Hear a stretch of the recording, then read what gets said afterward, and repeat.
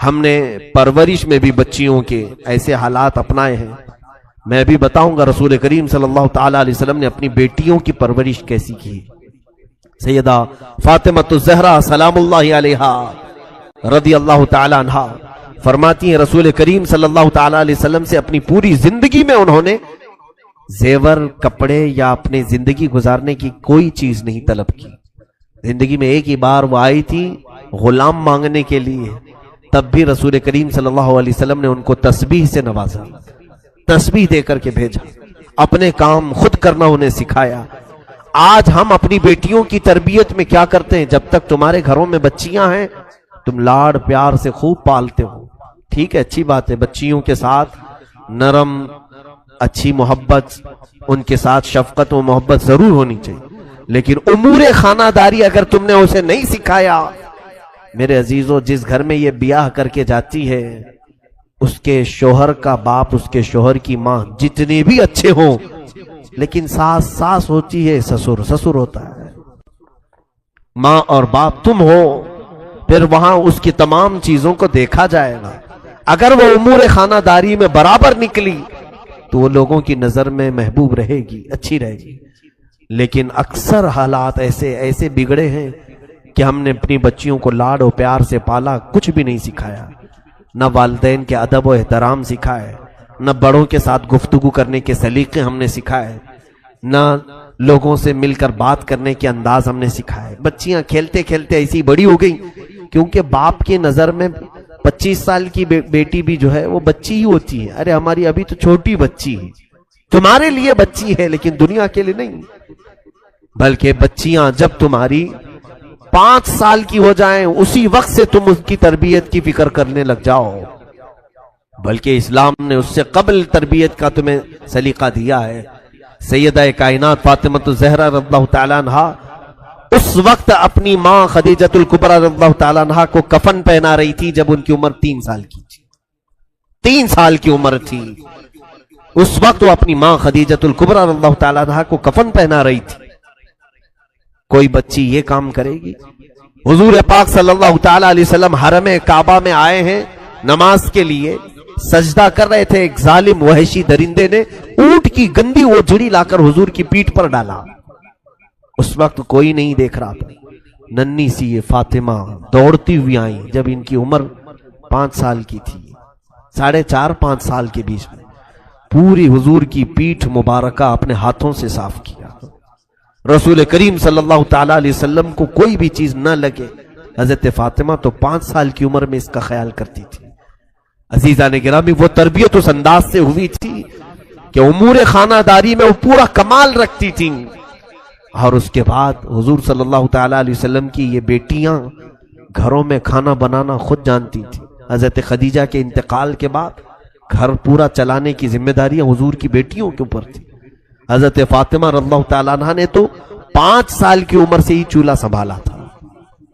5 سال کی عمر میں, 5 سال میں تو ہماری بچیاں صرف کھیلتی ہیں. میرے عزیزوں, یقیناً تمہاری محبت اپنی جگہ پر, ان کی تربیت پر توجہ تو ہو. آپ اگر ان کو سکھانے میں کچھ سختی کرتے ہو تو یہ بچیاں بعد میں تمہیں یاد کر کے فخر کریں گی کہ ہمارے ماں باپ نے ہمیں زیور اخلاق سے نوازا ہے. اگر تم شادی میں انہیں زیور نہیں بھی دیے, اخلاق کی دولت دیا, تو پھر یہ پوری زندگی بھر اس جیسی عورت کوئی کہیں نہیں ملے گی. دنیا والے بھی دیکھ کر فخر کریں گے کہ اس کے ماں باپ نے اس کو سونا چاندی اگرچہ نہیں دیا لیکن اخلاق کا زیور دے کر کے بھیجا ہے. وہ اخلاق کے زیور پر تم توجہ کرو. بچیاں کس سے بات کرنی چاہیے, کس سے نہیں بات کرنی چاہیے, یہ سلیقے باپ سکھائے. کہاں ہمارے پاس وقت ہے. ہم اپنی بچیوں کو ٹائم کب دیتے ہیں؟ سنڈے ٹو سنڈے, باقی سب تو ہمارے جاب پر چلتے ہیں. اس وقت تو ہم کام پر چلے جاتے ہیں جب بچے سو رہے ہوتے ہیں, اور پھر جب واپس آتے ہیں تب بھی بچے کھا کر کے سو چکے ہوتے ہیں. اکثر ایسا ہوتا ہے کہ گھروں میں بچوں کے ساتھ اچھی طرح سے مل بیٹھ کر کے تربیت کا کوئی انداز ملتا بھی ہے تو وہ ہفتے میں ایک بار سنڈے آتا ہے. وہ بھی ہم نے دیکھا ہے کہ بچے اصرار کرتے ہیں کہیں پکنک پہ چلو, تو وہ بھی پکنک پہ نظر ہو گیا, کہیں گھومنے کے لیے چلے گئے. تو اسی طرح سے تو پوری جوانی آ گئی, تمہیں خبر ہی نہیں ہوتی, احساس ہی نہیں ہوتا کہ ہمارے بچے کب بڑے ہو گئے. تمہارے سامنے پلک جھپکتے یہ کھڑے ہو جاتے ہیں، جوانی کی عمر میں آ جاتے ہیں. اس لیے توجہ کریں. رسول کریم صلی اللہ تعالی علیہ وسلم کے اس گھرانے سے میں آج بات کرتا ہوں. ازواج مطہرات نے بھی صبر کا دامن تھامے رکھا. اخلاق تقوی حضور کے گھر میں ایسا تھا کہ اللہ کے حبیب صلی اللہ تعالی علیہ وسلم اپنی وفات کے وقت ساری ازواج مطہرات کو بلا رہے ہیں. جس دن حضور کی وفات ہوئی، جس دن حضور کا انتقال ہوا، ساری بیویوں کو بلایا. رسول پاک صلی اللہ تعالی علیہ وسلم نے ساری بیویوں سے پوچھا، کیا تم میں سے کسی کے پاس سونا چاندی زیور ہے؟ کسی زوجہ محترمہ نے کہا کہ ہاں یا رسول اللہ میرے پاس ہے. اللہ کے حبیب صلی اللہ علیہ وسلم نے اپنی اسی آخری حالت میں فرمایا، اگر تم چاہو تو یہ صدقہ کر دو، اگر تم یہ چاہو تو صدقہ کر دو. مشورہ دیا. ازواج مطہرات نے پوچھا، یا رسول اللہ صلی اللہ علیہ وسلم کیا آج سے سونا چاندی پہننا عورتوں کے لیے حرام ہو گیا؟ اب ہم زیور نہیں پہن سکتی؟ رسول کریم صلی اللہ علیہ وسلم نے فرمایا، نہیں، حرام نہیں ہے، زیور پہن سکتی ہیں عورتیں، لیکن اے میری بیویوں، میں یہ چاہتا ہوں کہ میں رب کے حضور حاضر ہو رہا ہوں، میں اپنے رب کی بارگاہ میں اب جا رہا ہوں، میرے جانے کا وقت آ گیا. میں یہ چاہتا ہوں کہ میں اپنے رب سے اس حال میں نہ ملاقات کروں کہ میرے گھر میں سونا چاندی پڑا ہوا ہو. میں کسی چیز کا مالک بن کر کے میرے مولا کے حضور نہیں جانا چاہتا. فقر اللہ کو پسند ہے، میں فقیر بن کر اللہ کے حضور حاضر ہونا چاہتا ہوں. رب تبارک تعالیٰ کے حضور صلی اللہ تعالی علیہ وسلم نے اپنے آخری دن بھی ازواج مطہرات کو کس چیز کی تلقین فرمائی؟ یہی مال و دولت کی محبت اپنے دل میں نہ رکھو. میں عورتوں سے آج تھوڑی دیر گفتگو کروں. اگر دیکھیں آپ، عورتیں اگر پیسے تمہارے جیب سے لے کر بچا بھی لیتی ہیں، کس لیے بچاتی ہیں؟ ان کے شوق کھانے پینے کے کم ہوتے ہیں، باہر جا کر کے اڑائیں، وہ چند ہوتی ہوں گی، لیکن اکثر عورتوں کا شوق سونا خریدنا ہے، چاندی خریدنا ہے. اور یہ کوڑی جمع کر کے خرید بھی لیتی ہے، یا تو کسی کا شوہر اس کو فورس کر کے یا ماں باپ کو فورس کر کے سونا چاندی جمع کرو. پہنو میری بچیوں، پہنو، زیور تمہارے لیے اللہ نے بنائے ہیں، زینت تمہارے لیے ہے، لیکن تمہاری کل زندگی اس زیور کے لیے نہیں ہے. تمہارا اصلی زیور تو تمہاری حیا ہے، تمہارے اخلاق تمہاری اصلی زیور ہے. یہ جو ہار ہے، یہ جو کانوں کی بالیاں ہیں، یہ چوڑیاں ہیں، یہ اگر ٹوٹ بھی گئی پھر دوبارہ کسی سونار کے پاس جاؤ، بنا لو، یا پیسے مل جائیں تو پھر خرید لو. سونا چاندی آتے جاتے رہتے. ایک بار اگر تمہاری عزت کے زیور پر داغ لگ گیا، کوئی سونار اس کو ٹھیک کر کے نہیں دے گا، پھر کوئی بازار میں وہ حیا کا زیور نہیں ملے گا جس حیا کے زیور کو آج یہ بازاروں میں بیچتے پھر رہی ہیں. بچیاں ہماری بہت ساری نا سمجھ ہیں، وہ دنیا کے اس بہاؤ میں بہ جاتی ہیں. جب دنیا یہ کہہ رہی ہے دوپٹے نکالو، اپنے بالوں کو لہراؤ، دکھاؤ لوگوں کو تم دکھانے والی چیز ہو، ان ظالموں نے تمہیں ننگا کرنے کی ٹھان لی ہے. آؤ میرے مصطفیٰ کریم صلی اللہ علیہ وسلم کی بارگاہ میں، تمہاری عزت اور تمہاری وقار کو اتنا بڑھایا ہے. اے میرے عزیزو، آج بھی ہم اپنی بچیوں کو، بیویوں کو، بہنوں کو کیا کالا نقاب نہیں پہناتے؟ وہی غلاف ڈالتے ہیں جس طرح کعبے پر کالا غلاف ڈالا گیا. عظمت والی چیزوں پر ہم پردہ ڈال کر رکھتے ہیں، عظمت والی چیزوں پر ہم غلاف ڈال کر کے رکھتے ہیں. ان عورتوں کو ہم نے مقدس سمجھا ہے، اس لیے اوڑھا کر کے رکھتے ہیں. یہ نہیں کہ ہم انہیں باندھ کر کے پابند کر کے رکھ رہے ہیں. تمہاری عزت، کیونکہ آج درندے ایسے ہیں کہ کوے کے سامنے گوشت رکھو اور پھر یہ کہو کوے کو شریف بننا چاہیے، وہ کیسے شریف بنے گا؟ آج یہی کہہ رہے ہیں نا. جب بھی ہم لباس کے بارے میں بات کرتے ہیں، کچھ ٹی وی کے اینکرز آ کر کے چلاتی ہیں کٹ لباس میں، آپ صرف لڑکیوں کو بولو، عورتوں کو بولو، مردوں کو کیوں نہیں کہتے کہ اپنی نگاہیں نیچے رکھیں؟ میرے عزیزو، قرآن تو بہت پہلے ہی فرمایا ہے کہ مردوں کو نگاہیں نیچی رکھیں، ساتھ میں تمہیں بھی کہا ہے کہ تم اپنی ساری چیزیں ڈھانک کر کے رکھو، اس لیے کہ نگاہیں نیچی شریف آدمی رکھے گا، اور شریر آدمی اور بدماش تو اپنی آنکھیں صرف اسی لیے پھیلاتا رہے گا کہ اسے کہاں چھیتڑے ملیں گے، کہاں اس کو غلاظت ملے گی. اور تم کووں کو اگر کہہ دو کہ شریف بن کر کے رہو، ہم گوشت اوپر کھلا رکھے ہوئے، کتنے کوے شریف نکلیں گے؟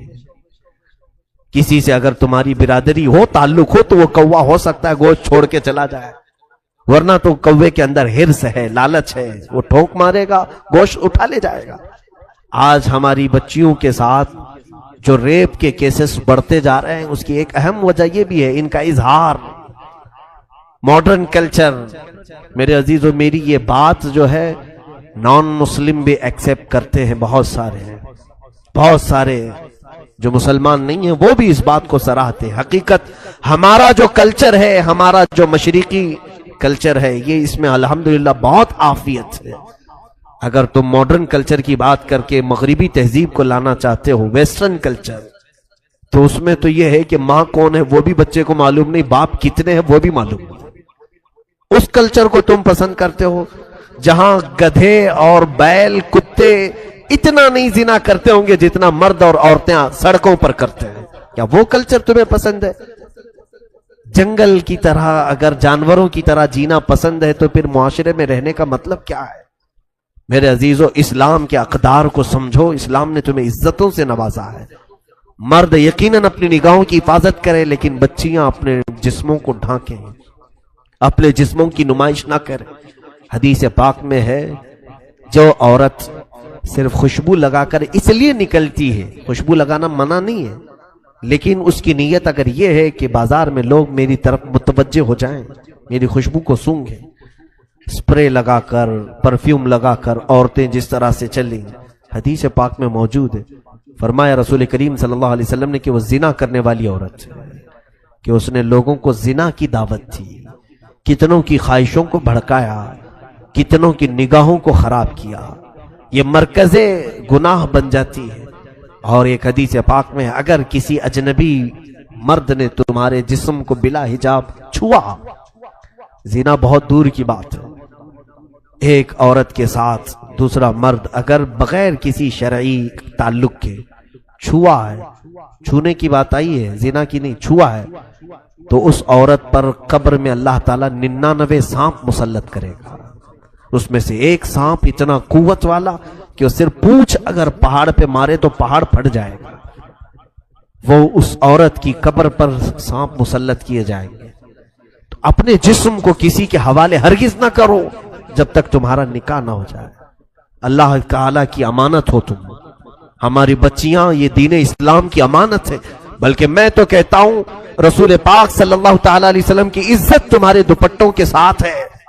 تم نے اگر نکال پھینکا تو لوگ صرف تمہارے نام کو نہیں کوسیں گے، سیدھے فاطمہ زہرا کی کنیز کو بھی کوسنا شروع کریں گے کہ یہ نام اس کا فاطمہ ہے، نام اس کا آمنہ ہے، نام اس کا خدیجہ ہے، لیکن اس کا تعلق اخلاق سے کوئی بھی نظر نہیں آتا۔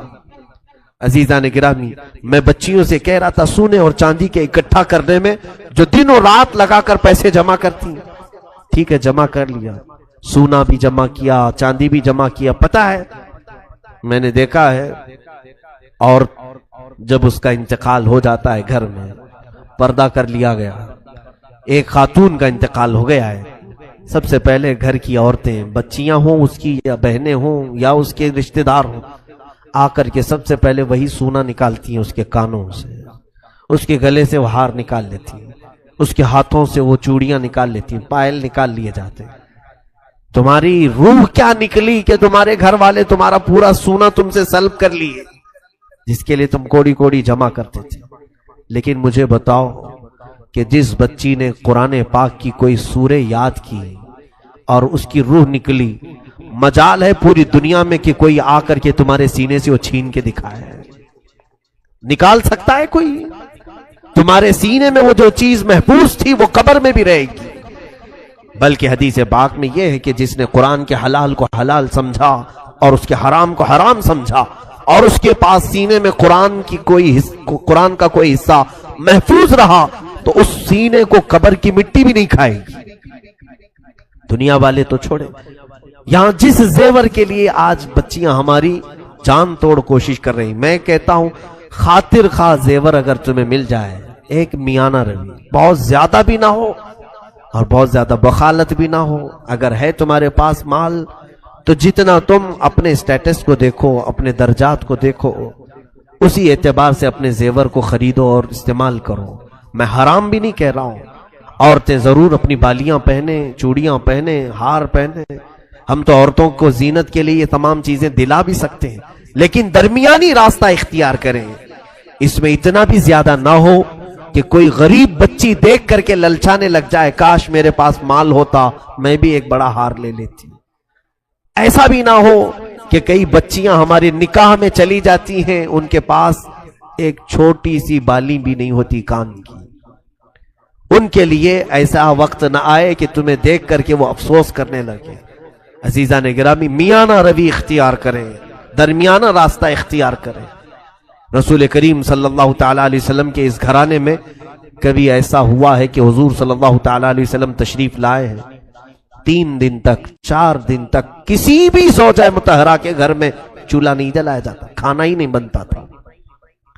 یا تو وہ روزے سے ہوتی ہو یا تو فاقے سے ہوتی، لیکن شکایت کبھی نہیں کرتی. عورتیں یہ بھی سیکھیں کہ مرد کی تمام حالتیں ہمیشہ ایک طرح کی نہیں ہوتی. آج جب تمہارا نکاح ہوا تھا، تمہارا شوہر نوکری پر تھا، بزنس کرتا تھا، اچانک مندی آ گئی یا پھر اس کی نوکری چھوٹ گئی، تو کیا عورتیں اس مرد کو چھوڑ دیں گی؟ عورتیں اس مرد کو ہمیشہ کے لیے چھوڑ کر بھاگ جائیں گی کہ اب یہ کماتا نہیں ہے، کچھ پیسے نہیں لاتا ہے؟ ایسے کئی معاملات ہم نے بھی دیکھے ہیں. 25 سال کھلایا لیکن اب اس کی طاقت میں کمی آ گئی، کچھ تو ہوا جس کی وجہ سے اب کام کاج نہیں کرتا، تو عورتیں ہر جگہ جا کر کے شہرا کرتی ہیں، میرا شوہر ناکارہ ہے، نکما ہے، کچھ کام نہیں کرتا. بخاری شریف کی حدیث میں کل ہی پڑھ رہا تھا، رسول کریم صلی اللہ علیہ وسلم نے فرمایا، میں نے جہنم میں سب سے زیادہ عورتوں کو دیکھا. صحابہ نے پوچھا، یا رسول اللہ صلی اللہ علیہ وسلم کس وجہ سے؟ حضور فرماتے، ہن یکفرن العشیر، وہ اپنے شوہروں کی نافرمانی کی وجہ سے. پوچھا کہ کیا کرتی ہیں وہ شوہروں کے ساتھ؟ حضور صلی اللہ تعالی علیہ وسلم فرماتے ہیں کہ اذا احسنت احداہن الی احداہن الدہر، یعنی جب تم ان میں سے کسی ایک کے ساتھ پورا زمانہ بھر احسان کرو، زندگی بھر تم اس کے ساتھ احسان کرو، پھر جب تم میں سے ایک چیز اگر اس کو نہیں ملی تو کہتی ہے کہ میں نے تیرے ساتھ کبھی بھلائی دیکھی نہیں، تو نے کبھی کچھ اچھا کام کیا ہی نہیں میرے ساتھ. یہ جملہ عورتوں کا انہیں دوزخ میں لے جائے. حضور صلی اللہ علیہ وسلم فرماتے ہیں ان کا یہ کہنا کہ تو نے میرے ساتھ کبھی بھلا کیا ہی نہیں، وہ دوزخ میں. ایسی کتنی عورتوں کو دیکھیں آپ، وہ یہی کہتے ہیں کبھی اس نے میرے ساتھ اچھا نہیں کیا، جبکہ کھلا رہا ہے وہ تمہیں، جبکہ وہ کپڑے تمہیں پہنا رہا ہے، تمہارے بچوں کی پرورش کر رہا ہے. محض یہ ہے کہ تمہاری بہت زیادہ خواہشات کو اس نے پورا نہیں کیا. ایسے کئی واقعات ہمارے سامنے ہیں کہ غلط خواہشات عورتوں کی مردوں کو غلط راستے پر لے آتی ہیں. ایک بہت اچھا نوجوان ہمارے پاس نماز پڑھتا تھا، مقتدی تھا ہمارا، اچانک وہ غائب ہوا، کئی دن تک نہیں تھا، اور کئی سالوں کے بعد اس کو پھر دوبارہ ہم نے دیکھا تو معلوم کیا بہت بری حالت ہے اس کی. شراب پیتا ہے، باہر کٹوں پر پڑا رہتا ہے. نیک آدمی تھا، اس کو بلوایا، پوچھا کیا حالت ہے تیری، کیوں ایسے بن گیا؟ وہ رونے لگا، اور پھر اس نے جو واقعہ بتایا میں نے کئی جگہ پر اس کو ذکر کیا. کہا کہ میری شادی ہوئی، میں بہت زیادہ محبت کرتا ہوں میری بیوی سے، اور محبت سے شادی کیا تھا. شادی کے بعد میری نوکری تھی اپنے ہی شہر میں، لیکن میری تنخواہ پوری نہیں ہو پاتی تھی. میری بیوی کے جو خواہشات تھے میں اس کو پورا نہیں کر پاتا تھا. میری بیوی کے لیے پھر مجھے اپنا شہر چھوڑ کر بنگلور جانا پڑا. میں نے کوئی بڑی نوکری کی تلاش کی، وہاں پہنچا. وہاں پہنچ کر کے جب میں کمانے لگا، تھوڑی زیادہ پیسے ملے اور بھیجتا تھا، لیکن گھر میں مہینہ ہونے سے پہلے ہی وہ سارے پیسے خرچ ہو جاتے ہیں. پھر اخراجات کے لیے میری بیوی مجھے پتہ نہیں کیسے کیسے تانے مارتی. تو پھر ایسا ہوا کہ میں قرض لینا شروع کیا، قرض میں بھی ڈوبا. ٹینشن اتنا بڑھ گیا، گھر پیسے بھیجنے کا اور ادھر قرض خواہوں کا. اس اثنا میں سگریٹ پینے لگا. لوگوں نے کہا کہ سگریٹ پئیں گے تو تھوڑا سا ٹینشن کم ہوتا ہے. پیتے پیتے یہاں تک عادت لگ گئی کہ نوکری جس میں جاتا تھا وہاں کی نوکری بھی چھوٹ گئی. تو غم کی وجہ سے دوست ملے ایسے کہ انہوں نے شراب کی لت لگا دی اور شراب پی کر کے رات بھر پتہ ہی نہیں چلتا تھا کہ کون سی نوکری کون سی بیوی، سب ختم. اور اس کے بعد حالت ایسی ہو گئی کہ شراب پی پی کر کے اس کے پھیپھڑے خراب ہو گئے، اس کے گردے سڑنے کو آ گئے، اتنی کثرت سے اس نے پی. عمر اس کی 35 سال کی عمر میں اتنے ساری چیزیں کر لیا. خیر اس کے بعد اس کی حالت صحیح ہوئی تھوڑی سی، لیکن اس خاتون کے متعلق میں نے نصیحتاً اس کے گھر بھی بھیجا کہ آپ ہمارے اسلام سے تعلق رکھنے والی میری بہن، ایک مرد کے بگاڑنے میں یا اس کے بگڑنے میں تمہاری خواہشات کا بڑا رول ہے. کاش اگر تم اس کو یہ کہتی کہ شراب اور سگریٹ کو ہاتھ مت لگانا، چاہے مجھے آدھی ہی روٹی کیوں نہ بھیجو، اگر یہ کہتی تو شاید تیرا شوہر آج اس طرح سے گردوں کی بیماری میں نہیں ہوتا. آج اس کی بیماری پر کوئی دیکھنے والا نہیں ہے اور واویلا کرتی پھرتی ہے کہ مجھے مسکین بنا ڈالا، کم عمر میں مجھے ایسی نوبت پر لے آیا. یہ ساری وجہیں عورتیں کبھی کبھار بن جاتی ہیں. میں خواتین سے ضرور کہوں گا کہ اپنے شوہروں سے طلب کریں، تم محبت کے ساتھ ساری چیزیں طلب کرو، لیکن اتنا پریشر نہ ڈالو کہ وہ حرام کاموں کی طرف چلا جائے. اتنا پریشر نہ ڈالو کہ وہ تمہارا شوہر حلال کو چھوڑ کر کے پھر ڈاکہ زنی کرنے لگ جائے، چوری کرنے لگ جائے. ظاہر سی بات ہے، جس شوہر کی آمدنی 1000 روپے ہو، تم 5000 کا میک اپ سیٹ مانگو گی تو چوری کر کے لائے گا نا، یا تو پھر کسی کو ٹوپی پہنائے گا، دھوکہ دے گا، یا تو پھر قرضہ لے کر کے آئے گا، شریف آدمی بھی ہو. یہ خواہشات اتنی زیادہ نہ ہو بلکہ اسلامی لمٹ اور شریعت کے دائرے میں رہ کر کے ایک معاشرتی زندگی بہترین انداز میں گزار سکتے ہیں. وہ زندگی آؤ میرے مصطفیٰ کریم صلی اللہ علیہ وسلم کے گھر والوں میں، آقا کونین صلی اللہ تعالی علیہ وسلم. ایک بات سن لیجیے آپ. حضرت ابو ہریرہ کہتے ہیں، سیدنا ابو ہریرہ اللہ تعالیٰ، یہ کون سے صحابی؟ اصحاب صفہ میں سے، جو 70 صحابہ حضور کی مسجد میں ہمیشہ رہتے تھے، گھر بار چھوڑ کر کے آئے اور صدقے پر یہ چلتے تھے. جو کچھ بھی ان کو صدقہ آتا تھا وہی کھاتے تھے. ایک بار 2 دن تک کچھ بھی نہیں آیا. حضرت ابو ہریرہ کہتے ہیں، میں نے پیٹ پر رسی باندھ لیا کہ پیٹ کھلا رہتا ہے تو بھوک زیادہ لگتی ہے، ٹائٹ کر لو تو بھوک کم لگتی تھی. پھر میں نکلا جا کر کے حضور کو دکھاؤں. اسی اسنا میں حضور اپنے حجرے سے باہر نکل رہے تھے. میں نے کہا کہ یا رسول اللہ صلی اللہ علیہ وسلم، اصحاب صفہ میں 2 دن سے کوئی صدقہ ہی نہیں آیا، نہ کھجوریں نہ دودھ، اور میرا پیٹ جو ہے بھوک کی شدت کی وجہ سے سکڑتا جا رہا ہے. اللہ کے حبیب صلی اللہ تعالی علیہ وسلم نے اپنا جبہ اٹھا کر کے دکھایا. حضرت ابو ہریرہ کہتے ہیں، حضور نے بھی رسی سے 2 پتھر باندھے تھے. کہا ابو ہریرہ، میں نے بھی 3 دن سے تو کچھ بھی نہیں کھایا. اللہ کے حبیب صلی اللہ تعالی علیہ وسلم کا یہ فرمان سن کر حضرت ابو ہریرہ کہتے ہیں، مجھے بڑی شرمندگی ہوئی، میں نے کیوں ذکر کیا. لیکن میرے آقا صلی اللہ علیہ وسلم نے فرمایا، ابو ہریرہ چلو تمہیں بھوکا نہیں چھوڑوں گا، ساتھ میں چلو. نکلے، دوپہر کا وقت تھا. دیکھا باہر مسجد نبوی کے حضرت ابو بکر حضرت عمر بھی آئے ہوئے تھے. حضور نے ان سے پوچھا کہ کیسے باہر آنا ہوا. وہ دونوں بھی اپنا پیٹ پکڑ کر کہہ رہے تھے، یا رسول اللہ بھوک نے ہمیں باہر لایا. حضرت ابو بکر تو یہ کہہ رہے تھے، بھوک شدت کی لگی ہے تو اس وقت باہر کیوں آئے؟ کہا چہرے رسول دیکھتے ہیں تو بھوک ختم ہوتی ہے. رسول کریم صلی اللہ تعالی علیہ وسلم کے چہرے پاک کو دیکھ کر بھوک کو کم کرنا. یہ وہ صحابہ جو پوری دنیا پر حکمرانی کر چکے، یعنی عدل و انصاف کے اعتبار سے. یہ صحابہ فاقہ میں رہتے تھے اور حضور صلی اللہ علیہ وسلم نے ان تینوں کو لے کر ایک جگہ کی طرف کا قصد فرمایا اور حضور سیدھے حضرت ابو ایوب انصاری کے مکان پر آئے. یہ میزبان رسول ہیں.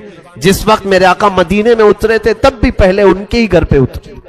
حضور صلی اللہ تعالی علیہ وسلم ان کے گھر پر سیدھے اندر آئے. کہا ابو ایوب ہیں؟ ان کی بیوی نے کہا باہر گئے ہیں کام پر. کہا گھر میں کچھ کھانا ہے؟ ان کی بیوی کہنے لگی ابھی تو کچھ بنا نہیں. اسی اسنا میں انہوں نے بلوایا اپنے شوہر کو. حضرت ابو ایوب بھاگتے ہوئے آئے.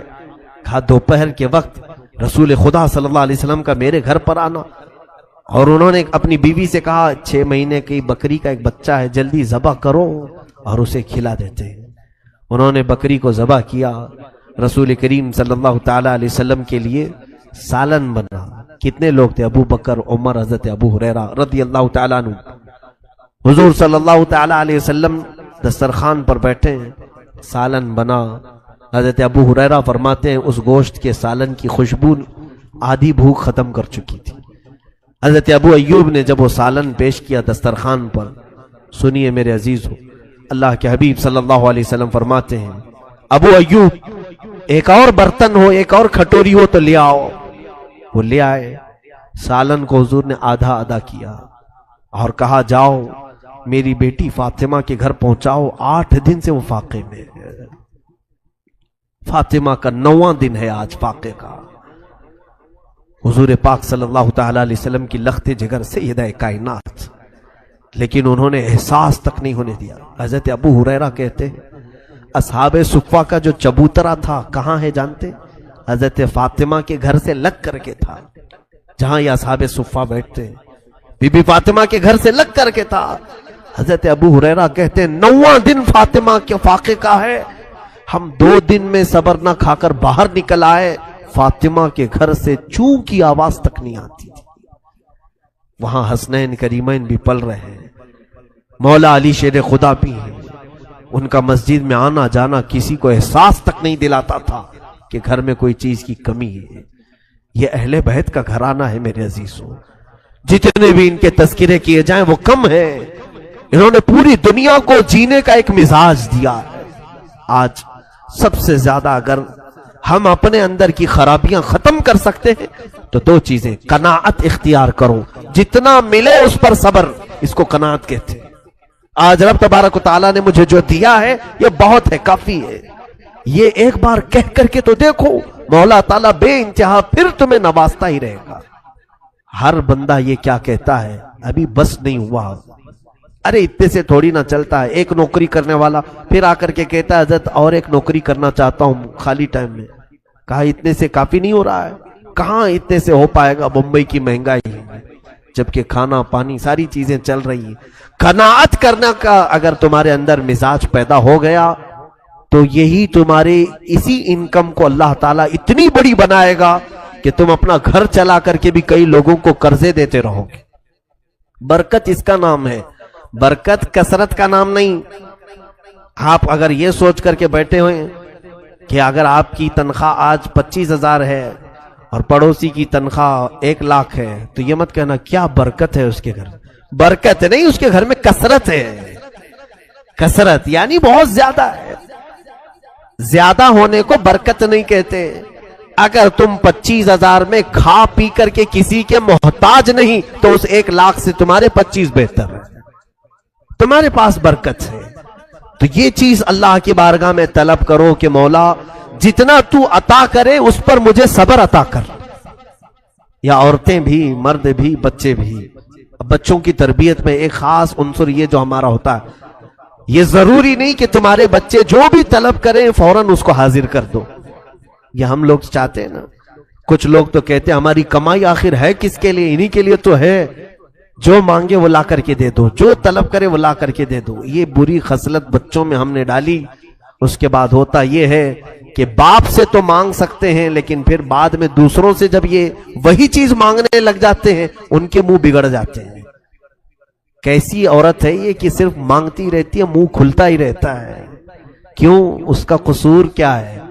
آج وہ شوہر سے جو مانگ رہی ہے اس کی عادت اس کے باپ نے ڈال کر رکھی تھی. وہ بار بار پوچھتی تھی، باپ ہر چیز لا کر کے دے دیتا تھا. کبھی کبھار بچیوں کو یہ بھی صبر سکھائیں. جیسے رسول کریم صلی اللہ علیہ وسلم چاہتے تو اپنی بیٹی کو 1 نہیں 10 خادم دے سکتے تھے. میری فاطمہ عیش سے زندگی گزارے. بدر کے قیدی غلام بنا کر کے دیے جا رہے تھے، حضرت فاطمہ کو حضور 10 غلام دے سکتے اور صحابہ کو اعتراض کیا ہوتا؟ جنتی خواتین کی سردار کے گھر میں اگر 10 خادم کام کر رہے فخر سے کام کر سکتے تھے. لیکن حضور نے کیا کہہ کر کے بھیجا؟ فاطمہ جاؤ صبر کرو، تھکن زیادہ ہو جائے تو رات میں تسبیح پڑھو. کبھی کبھار بچیوں کو یہ بھی تلقین کرو. ہر دن اگر اچھے کھانے کی عادت ہمارے پاس ہے تو جان بوجھ کر کے کبھی ہلکا کھانا انہیں کھلانے کی عادت ڈالو تاکہ برے اوقات میں انہیں صبر کرنے کا سلیقہ آ جائے، برے اوقات میں ان کو صبر کرنے کا طریقہ آ جائے. مجھے بات یاد آتی ہے، میں میری تعریف کے لیے نہیں کہہ رہا ہوں، بچپن میں خود ہمارے گھر کی حالت ایسی کہ الحمدللہ ہمیں کبھی کسی چیز کی کمی نہیں ہونے دی. میرے والد محترم بڑے عالم دین تھے، لیکن کئی اوقات ایسے ہوتے کہ ہماری والدہ کو یا بہنوں کو کچن میں جانے سے روک دیتے کہ آج کھانا نہیں بنے گا، کوئی کھانا نہیں بنائیں گے. باقی سارے لوگ کیا کھائیں گے؟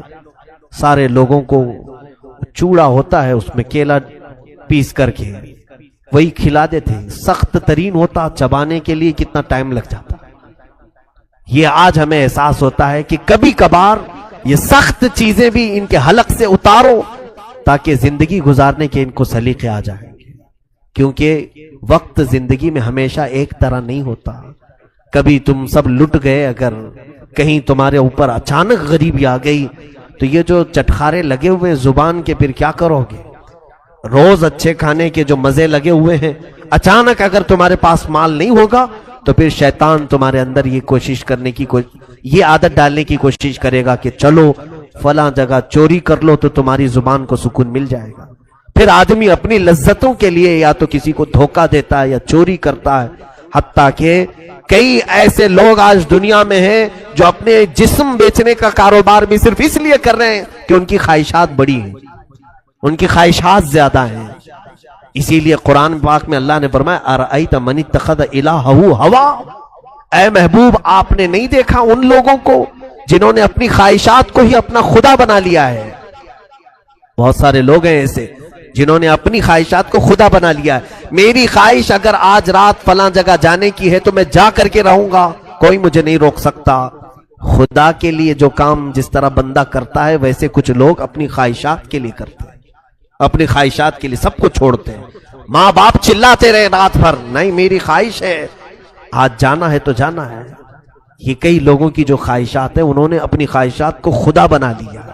اور اللہ تعالیٰ کیا فرماتا ہے؟ رب تعالیٰ اپنے حبیب صلی اللہ تعالیٰ علیہ وسلم کو فرماتا ہے کہ اے نبی آپ ایسے لوگوں کی حمایت کریں گے؟ ہرگز نہ کرنا ایسے لوگوں کی حمایت، ایسے لوگوں کی حمایت نہ کریں. حضور کو اللہ تعالیٰ منع فرما رہا ہے جو صرف خواہش کے پیچھے لگے رہتے ہیں، صرف خواہش کے پیچھے. قربان کرو میرے عزیزوں، کچھ چیزوں میں صبر کرنا سیکھو. سیدہ کائنات فاطمہ الزہرا رضی اللہ تعالیٰ عنہا حضور صلی اللہ تعالیٰ علیہ وسلم کی وہ لخت جگر ہے کہ یہودی عورتوں نے ایک بار پلان بنایا، فاطمہ کے جسم پر جو کپڑے ہوتے ہیں وہ پیوند لگے ہوتے ہیں، کپڑوں پہ بھی پیوند لگا رہتا تھا. رسول خدا کی بیٹی ہے. یہودیوں نے، عورتوں نے ایک دعوت رکھی اور اس میں حضرت فاطمہ کو بلایا کھانے کے لیے. نہیں وہ کوئی ایسا ہی کہ اس میں سارے شہر کی اچھی خاصی عورتیں تھیں. حضرت فاطمہ سے کہا کہ تم آؤ اپنے اسلام کی دعوت دو. تو اس غرض سے حضرت فاطمہ کو بلائے، لیکن ان کی نیت کیا تھی کہ حضرت فاطمہ کے لباس پر سارے لوگ ہنسے ہیں. رسول خدا کی بیٹی کیسا لباس پہن کے آئی، اس کے پاس پہننے کو لباس تک نہیں ہے. حضرت فاطمہ نے منظور کر لیا، میں آؤں گی جہاں اسلام کی بات ہوگی، رسول کریم صلی اللہ تعالیٰ علیہ وسلم کے دین کی بات ہوگی. رات کو جب نکلنے لگی، اللہ اکبر، روایت میں ہے کہ حضرت فاطمہ الزہرا رضی اللہ تعالیٰ عنہا کے گھر جنتی لباس آیا. جبرائیل امین کے ذریعے سے حضرت فاطمہ کو حضور نے پیش کیا. حضرت فاطمہ وہ جوڑا پہن کر کے آئی ہیں. اللہ اکبر. عورتیں بتاتی ہیں کہ وہ اندھیرے کمرے میں آئے تو پورا روشنی ہو چکی تھی. ویسا لباس ہم نے نہ کبھی سنا تھا نہ دیکھا تھا. پوچھا فاطمہ سے کہ فاطمہ ہم تو آج کسی فنکشن یا دعوت کے لیے نہیں بلائے تھے، ہم تو صرف تمہارے لباس کا مذاق اڑانے کے لیے آج دعوت دیے تھے، یہ لباس تمہارے جسم پر آیا کیسے؟ حضرت فاطمہ نے کہا او خواتین، جب کوئی اللہ والوں کا مذاق اڑانا چاہے اللہ تعالیٰ ان کے منہ پر ایسے رد کے لیے لباس اتارتا ہے کہ پھر دنیا میں ان کا کوئی جواب نہیں ہوتا. رسول کریم صلی اللہ تعالیٰ علیہ وسلم کی اس لخت جگر کو اللہ عز و جل نے جنتی لباس اتارا، ان کے گھر میں جنتی دسترخوان اترا. حتیٰ کہ اس گھرانے کی حالت یہ تھی کہ حضور صلی اللہ تعالیٰ علیہ وسلم حضرت فاطمہ کے گھر میں بیٹھے ہیں، اچانک مسکرانے لگے. پوچھا یا رسول اللہ صلی اللہ علیہ وسلم مسکرانے کی وجہ کیا ہے؟ فرمایا جبرائیل وحی لے کر کے آئے ہیں، دروازے پر کھڑے ہیں، اندر نہیں آ رہے ہیں. پوچھ رہے ہیں کہ یا رسول اللہ یہ اہل بیت کا گھرانہ ہے، اگر اجازت ہو تو اندر آؤ۔ بے اجازت ان کے گھر میں جبرائیل آتے نہیں، قدر والے جانتے ہیں عز و شان اہل بیت۔ رسول کریم صلی اللہ علیہ وسلم کے گھر والوں کی یہ عزت ہے کہ وہاں جبرائیل بغیر اجازت کے داخل نہیں ہوتے تھے۔ اس فاطمہ الزہرا رضی اللہ تعالی عنہا کی سادگی پر لاکھوں سلام۔ لیکن جانتے ہیں آپ، سیدہ کائنات فاطمہ الزہرا کی بات آج میں تھوڑی سی آگے بڑھا کر کے رخصت ہونا چاہوں گا۔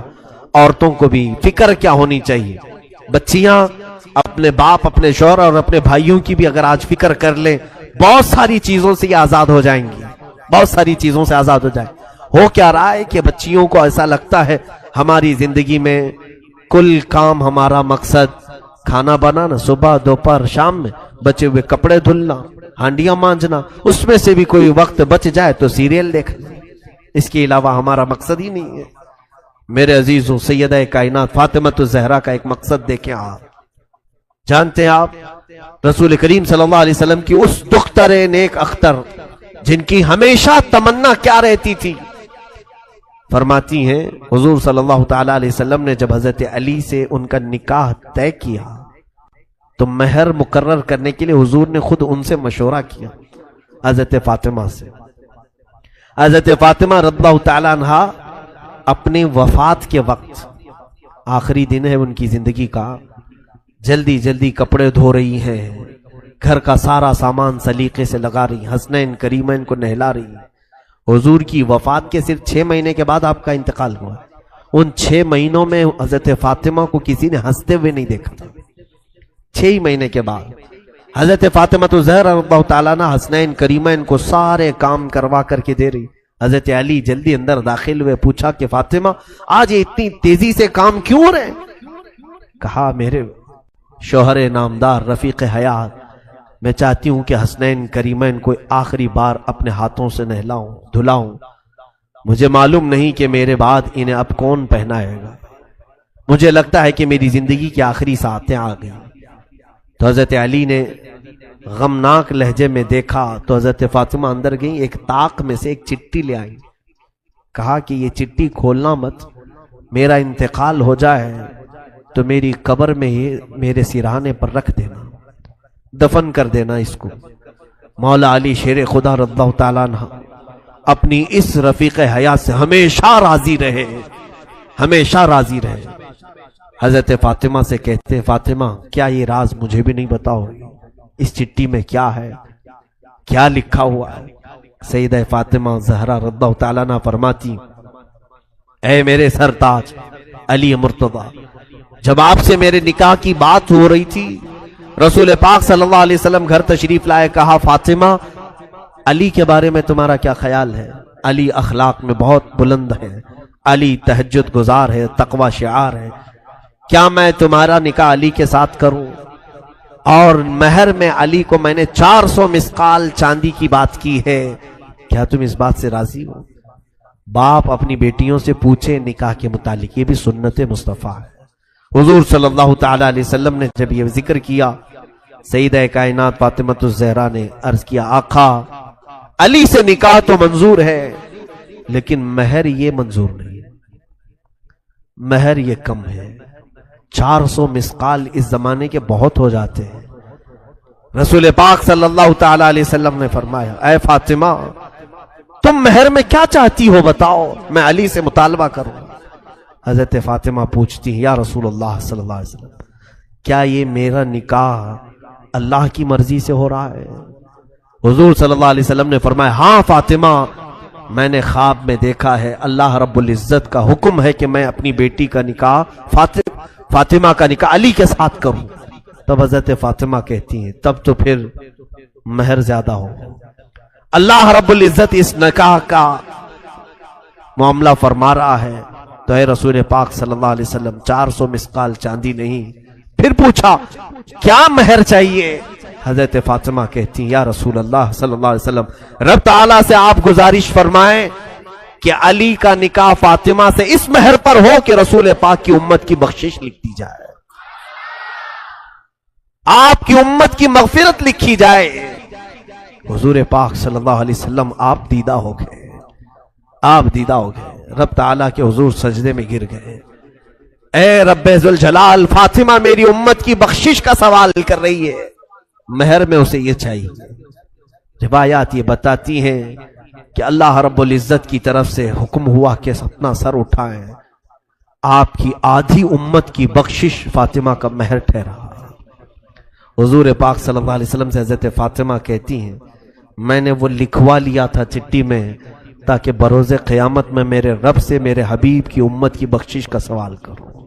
اے علی، اس چٹھی میں اس کے علاوہ اور کچھ بھی نہیں ہے۔ یہ فاطمۃ الزہرا رضی اللہ تعالیٰ عنہا کی سوچ ہے۔ اے میرے عزیزو، ہم کون ہیں جو میرے آقا کی امت کی خبر رکھتے ہوں؟ ہم میں سے کس کو یہ طلب ہے کہ رسول پاک کی امت گڑھے میں گرنے سے بچ جائے؟ یہاں تو گڑھے کھودے جا رہے ہیں، جتنے گرے تو اچھے ہیں۔ ہم میں سے کون یہ چیز کی خواہش رکھتا ہے؟ خود میرے آقا صلی اللہ علیہ وسلم فرماتے من لم یہتم بامرنا فلیس منا، جس نے اس حال میں صبح کی کہ میری امت کی بھلائی کا نہیں سوچا، وہ میری امت میں سے نہیں ہے۔ آج کیا یہ دردناک حالات ہمیں بیدار نہیں کرتے؟ کوئی ہم میں سے یہ دعا نہیں کرتا کہ اے اللہ اب امت کا بھلا کر دے؟ ہمارے نوجوان نسل جس راہ پر جا رہی ہے، ہم آنکھیں دیکھ دیکھ کر کے تاڑ تاڑ کر کے بھی اس کے متعلق نہ دعا کرتے ہیں، نہ اس کے اصلاح کی کوشش کرتے ہیں۔ وہ حضرت فاطمہ تھی جو گھبرا جاتی تھی، کیونکہ انہیں معلوم تھا کہ حضور کو اگر کوئی ایک درد ستاتا ہے تو وہ امت کی فکر کا درد ہے، امت کا غم ہے، امت کی بخشش کا درد۔ جب مدینہ طیبہ میں واقعہ ہوا کہ صحابہ نے کہا اچانک حضور پاک نظر نہیں آ رہے ہیں، صحابہ بے قرار ہو کر ڈھونڈنے لگے کہ آقا ہیں کہاں؟ ایک صحابی نے پا لیا حضور مدینے کے نواح میں دور کسی ایک جنگل کے پاس سجدے میں ہیں، اور حضرت ابو بکر وہاں ڈھونڈتے ہوئے پہنچے۔ ایک بکریاں چرانے والا گزر رہا تھا، پوچھا کیا میرے آقا کو تو نے دیکھا ہے؟ رسول پاک صلی اللہ تعالی علیہ وسلم ہمیں کئی لمحے ہو گئے نظر نہیں آ رہے۔ اس چرواہے نے کہا میں نہیں جانتا تمہارا نبی کون ہے، تمہارا آقا کون ہے، ہاں البتہ اس پہاڑ کے پیچھے کوئی ایک آدمی اتنا رو رہا ہے کہ اس کے رونے کی آواز سے میری بکریوں نے کھانا چھوڑ دیا ہے، چارہ چھوڑ دیا ہے۔ حضرت ابو بکر نے کہا یقیناً اس طرح کا رونا تو میرے آقا کا ہی ہوگا۔ حضرت ابو بکر نے پوچھا اس چرواہے سے اے بندے تو بکریاں چرا رہا ہے، رونے والے کو دیکھا وہ کیا کہہ کر کے رو رہا ہے؟ کہا پتہ نہیں، امت امت کہتا ہے اور روتا جاتا ہے۔ حضرت ابو بکر بے اختیار روتے ہوئے قریب آئے۔ سید الانبیاء صلی اللہ تعالی علیہ وسلم کے آنسوؤں سے زمین تر تھی۔ کہہ رہے تھے میرے آقا رب ذوالجلال کے حضور، اے مولا میری امت کو میرے حوالے کر دے، میری امت کو میرے حوالے کر دے، میری امت بڑی بھولی ہے، وہ مجھے نہیں پہچانتی۔ سچ فرمایا آقا آپ نے، آپ کی امت آپ کو کہاں پہچان رہی ہے؟ آج ہم نے دوسروں کو پہچان لیا، اپنے نبی کونین صلی اللہ تعالی علیہ وسلم کو پہچاننے سے دور بھاگتے ہیں۔ بتانے کے لیے اگر کوئی کوشش بھی کرے تو ہمارے اخلاق ایسے ہیں، ہم حضور کو سننا نہیں چاہ رہے ہیں۔ دیکھو آج ہمارے گھروں میں جا کر بچوں کو اٹھا کر کے پوچھو، ہر فلمی ہیرو کا بایو ڈاٹا اسے یاد ہوگا، کون کہاں رہتا ہے، کون کیسی ایکٹنگ کرتا ہے، کس کے کتنے فلم ہیں، سارے اسے یاد ہیں۔ اسے اگر میرے آقا کی ذات کے بارے میں پوچھو تو کچھ بھی نہیں جانتا، کچھ نہیں جانتا۔ صحابہ کے بعد دیگرے وہاں آئے، سبوں نے درخواست کی کہ آقا سر مبارک کو اٹھائیں، سجدہ اتنا طویل ہو گیا تو جسم پر تکلیف ہو جائے گی۔ حضور پاک صلی اللہ تعالی علیہ وسلم اسی طرح سجدے میں ہیں۔ تو اس کے بعد صحابہ نے کہا کہ حضور کسی کی بھی بات پر سر نہیں اٹھاتے۔ مشورہ یہی طے پایا کہ حضرت فاطمہ کو بلایا جائے، اگر حضرت فاطمہ کہیں گی تو حضور ضرور سر اٹھائیں گے۔ سبوں نے جا کر کے سیدہ کے گھر یہ درخواست کی کہ اللہ کے حبیب تمہارے بابا سر جو سجدے میں رکھیں اٹھاتے نہیں، بے اختیار روتے جا رہے ہیں۔ سیدہ حجاب کے ساتھ آئیں، پردے کے ساتھ آئیں، سارے لوگ ہٹ گئے۔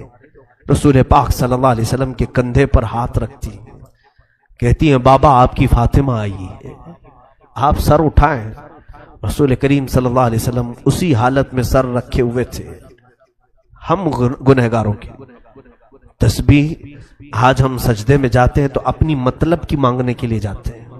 ہم تو سجدوں میں یہی کہتے ہیں نا مولا مجھے یہ دے دے، مجھے یہ دے دے۔ وہ رسول پاک ہم جیسے نکموں کو مانگ رہے تھے. مولا بعد میں آنے والی امت میرے حوالے کر. قربان جاؤ اس نبی کے سجدوں پر کہ ہم کو حضور نے سجدوں میں مانگا ہے. سیدہ فاطمہ کی بار بار اصرار پر حضور نے سر نہیں اٹھایا. سیدہ کائنات نے صرف اتنا کہا یا رسول اللہ صلی اللہ علیہ وسلم، فاطمہ آپ سے وعدہ کرتی ہے آج کے بعد سے مولا تعالیٰ جتنی بھی مجھے حیات دے گا، جب تک کی زندگی دے گا، قسم ہے رب ذوالجلال کی، فاطمہ کوئی رات نہیں سوئے گی، صرف آپ کی امت کی بخشش کی دعا کرے گی. صرف میں آپ کی امت کی بخشش کی دعا کروں گی. حضور پاک نے جب ان سے یہ سنا تو اپنا سر اٹھایا. فاطمہ کو دیکھا کہ میری امت کی بخشش کا درد یہ بھی رکھتی ہے. میرے عزیزو، ایک بیٹی کی ذمہ داری یہ بھی ہوتی ہے کہ وہ اپنے باپ کی فکروں میں ساتھ دے. باپ جس طرح کی فکر میں ہے اسی فکر میں وہ لگے. رسول کریم صلی اللہ تعالی علیہ وسلم کی اس لخت جگر نے امت کا بوجھ اپنے اوپر اٹھایا. اور پھر روایات یہ بتاتی ہیں رات کے بعد وہ خود سجدے میں جاتی تھیں تو ادھر بلال حبشی کی اذان ہو جاتی تھی فجر کی، تب تک وہ سجدے میں رہتی تھی. ایسی محویت کا عالم ہوتا تھا کہ وہ کہتی تھی سر اٹھا کر کے کہ راتیں بہت چھوٹی ہیں، میرا پورا سجدہ نہیں ہو پاتا. اس سیدہ کائنات فاطمۃ الزہرا، لاکھوں سلام ہو، لاکھوں کروڑوں درود ہو ان کی تربت انور پر. زندگی گزارنے کے ہزار سلیقے ہمارے گھروں کو دیے ہیں. اور یاد رکھو، آج میری بہنوں اور بچیوں سے ضرور کہوں گا، جتنا کربلا تم سنو گی سب فاطمہ کے گود سے نکلے ہوئے شہزادوں کا ہی کربلا ہے. پوری دنیا کو اگر کسی نے حسن دیا ہے تو زہرا نے دیا. پوری دنیا کو امامت کا بادشاہ حسین اگر دیا ہے تو فاطمہ نے دیا ہے. پیر سے اپنے جھولا جھلاتی تھی، ہاتھ سے روٹیاں بناتی تھی، ہاتھ سے روٹیاں بناتے پیر سے جھولا جھلاتی. اس جھولا جھلانے کے وقت بھی کئی آیتیں ہیں پڑھتی رہتی تھی. طٰہٰ ما انزلنا علیک القرآن لتشقیٰ، کبھی یاسین والقرآن الحکیم. یہ قرآن کی صورتیں تلاوت ہو رہی ہیں، حسنین کریمین کو جھولے جھلائے جا رہے ہیں. یہاں تو ہم گانے فلاں چیزیں گا کر کے بچوں کو سلانے کی عادت ڈالتے ہیں. حسنین کریمین نے تو اپنی ماں سے قرآن کی لوریاں سنی ہیں. رسول کریم صلی اللہ تعالی علیہ وسلم کا یہ گھرانہ جو پورے دین اسلام کو بچانے کا ضامن ہے. دیکھیں آپ، حضور جب نجران کے عیسائیوں کے ساتھ مقابلے کے لیے بھی چلے تھے تو انہی گھر والوں کو لے کر چلے تھے. میں کل اہل بیت کے ذکر میں عرض کروں گا، سیدہ ظاہرہ طیبہ طاہرہ جان احمد کی راحت پہ لاکھوں سلام. یہ دنیا سے گئی بھی ہے تو اس شان سے گئی ہے. حضرت علی سے وصیت کیا تھا کہ اے علی، میری موت ہو جائے تو زیادہ شہرا مت کرنا. میں نے اپنے پردے کی بڑی پابندی کی ہے، رات کے وقت جنازہ نکالو تاکہ جنازے پر بھی کسی غیر مرد کی نظر نہ پڑے. کل ملا کر روایات صحیحہ یہ بتاتی ہیں کہ آپ کے جنازے میں اور آپ کے قبر کے دفن میں 8 لوگ تھے. وہ صرف خاندان والے تھے. حضرت علی، حسن، حسین رضی اللہ تعالیٰ عنہ، حضرت عباس رضی اللہ تعالیٰ عنہ اور دیگر کچھ صاحب جو اہل بیت میں سے تھے. یہی لوگ رہے. سیدہ فاطمۃ الزہرا رضی اللہ تعالیٰ عنہا کو رات کے وقت دفن کیا گیا. اب آخری حدیث سن لو میرے آقا صلی اللہ علیہ وسلم. قربان جاؤ میری بچیوں، آج اگر تم یہ کوشش کر لو کہ کل میں فاطمہ زہرا کی چادر کے سائے تلے قیامت میں اٹھائی جاؤں، اتنی بھی اگر تمہاری خواہش ہو تو مبارک ہو تمہیں. حدیث سن لو مجھ سے. میرے آقا صلی اللہ علیہ وسلم نے فرمایا قیامت کا منظر ہوگا، اہل محشر اپنے حساب کتاب میں مصروف ہوں گے، سب کا حساب کتاب چل رہا ہوگا. تپتی ہوئی گرمی، وہ تانبے پیتل کی زمین، لوگوں میں نفسا نفسی کا عالم.